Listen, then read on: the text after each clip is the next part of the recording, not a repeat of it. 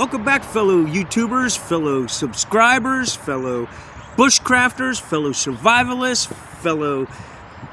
I don't know, I'll have to make up a better list for next time. But at least you got the yow!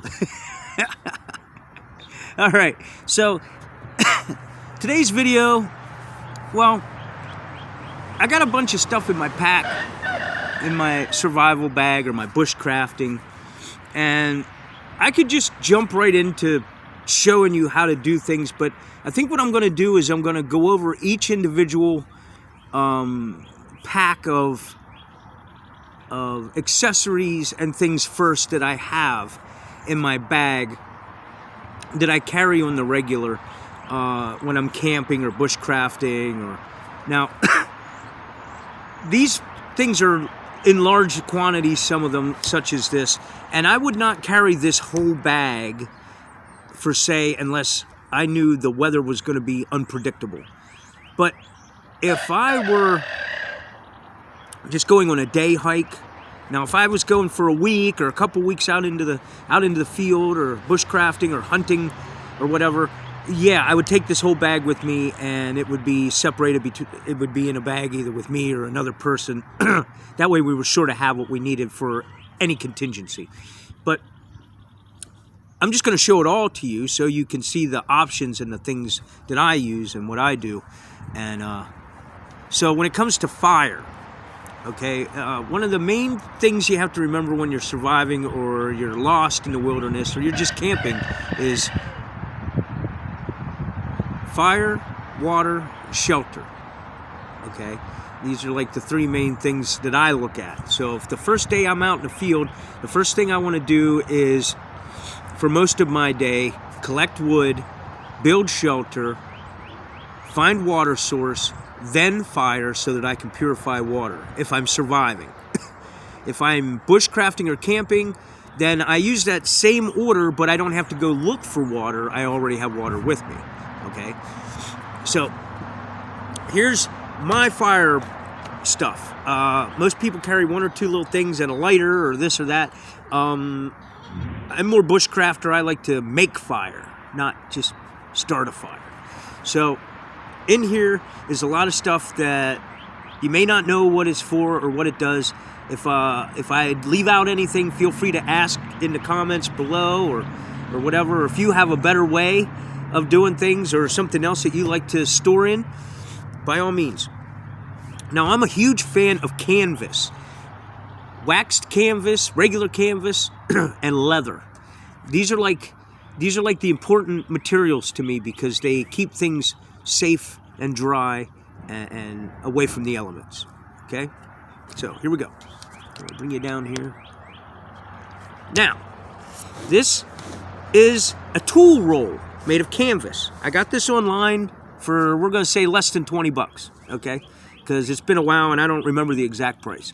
But basically what happens is you unbuckle it, which I want to change this into a regular strap because these plastic buckles, they break after time. So when you unroll this thing out here, okay, many pockets, okay? Now, in this pocket is my fat wood. I'll show you in a later video what fat wood is and what it's for. Right now we're just going over the things I carry. Okay? And I have a rasp in here. Okay?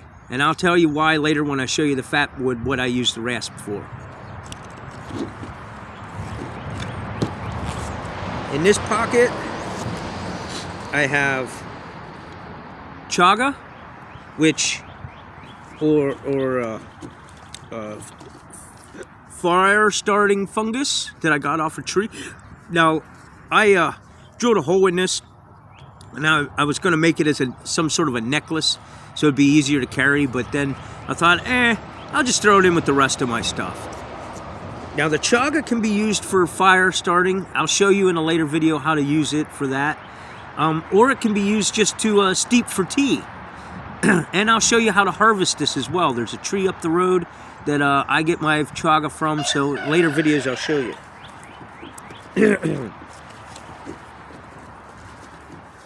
Also, I have a jar of charcoal powder. I'll show you what this is for later. And I have in here a bag of tinder. This is tinder I made and collected. What is in here is fire starting material, chunks of fire starting material, sawdust, pine needles, just in case it's wet out and I can't acquire what I need. I have a little bit of it in my bag with me. Okay.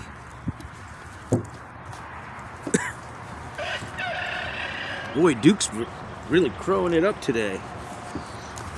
Okay, in this bag is a bunch of cans, okay? I have a fire stick. I'll show you later how this works.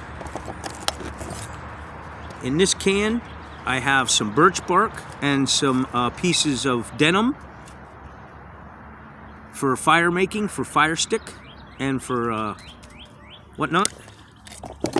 In here I have, this came in a survival box I bought. I don't really use these, but they're there in case. These are like cotton and wax and things mixed together. And then in this, I have what I call my fat wood matches. These were the most permeated parts of the fat wood, and you can light the end of them and then put them down in, you know, something, or if you need them to move from making fire from one place to another.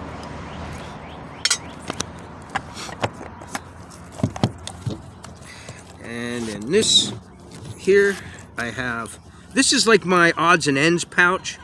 So this is a pocket bellow for blowing into the fire. Basically, you telescope it out, then you can get down in the fire and blow down in there and really pinpoint your oxygen to keep your fire roaring. I'm going to show you guys in a later video how to make a leather sheath for this, and a carry case for it, and the bee fire fuses that came with it.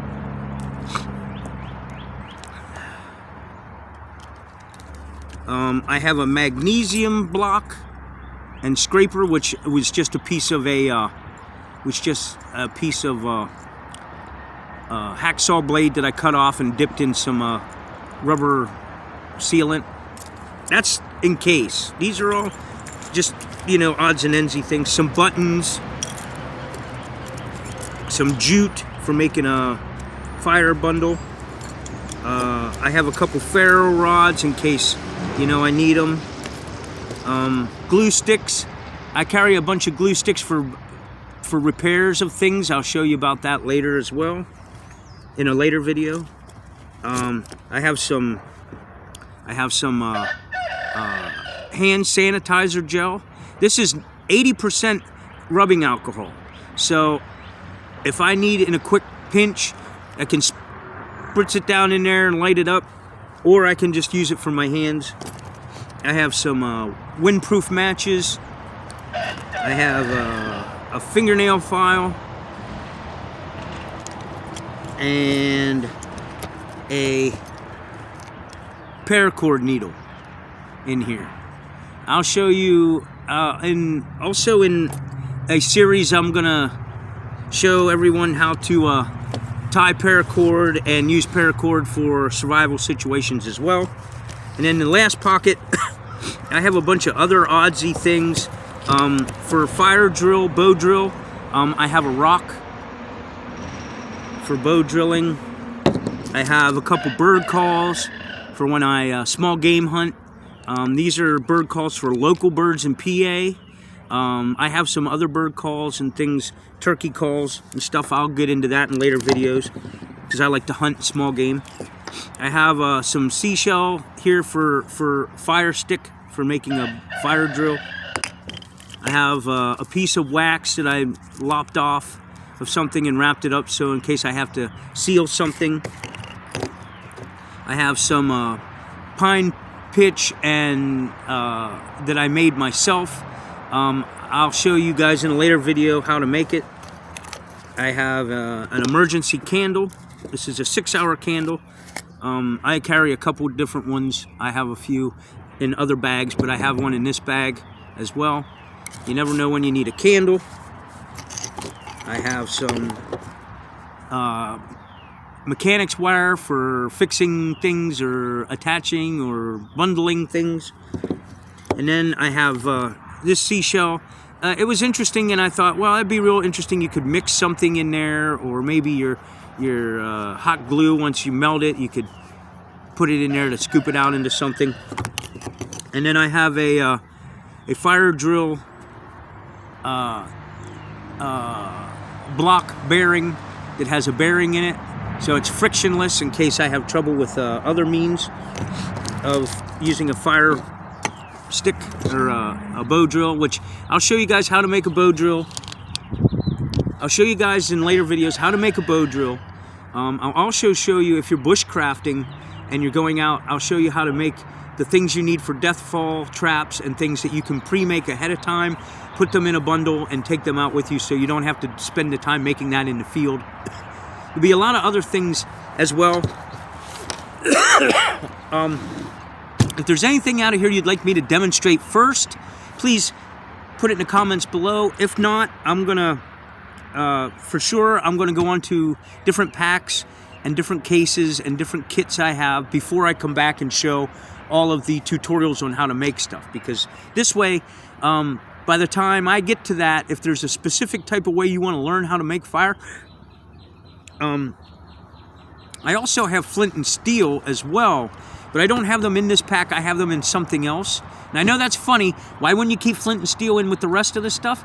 The reason I don't keep flint and steel in there is because if my packs get separated for some reason, I have 2 different main packs, and for some reason, say a bear comes along and I gotta grab a pack and run, I can grab the smallest, lightest pack, get away from the danger, and still have some fire starting material with me for when I'm free and away from that danger. Or even, I don't know, pirates, banditos, you know, anything. I mean, you can come across anything in the woods. Just because we all live in America doesn't mean that everybody you cross in the wilderness is good and happy and nice. So, you know, as well as I have a fire starter on my ankle.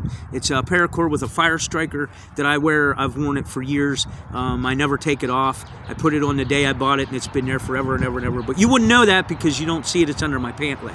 So I'm always thinking about fire, because fire is the #1 source of heat, cooking, purifying water, as well as morale. You can feel lost and desolate and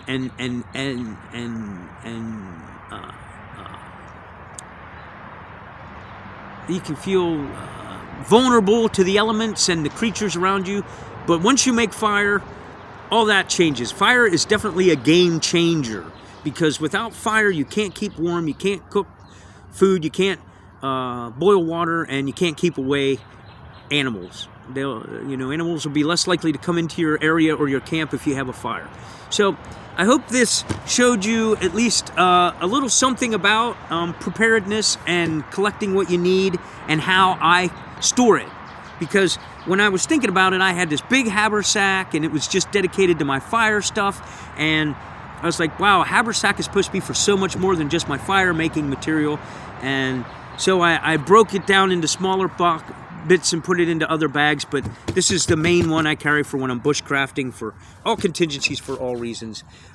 So until next time, guys, I hope that this helped. I hope that this inspires you to, go forth and put together your own fire bundle of things, as well as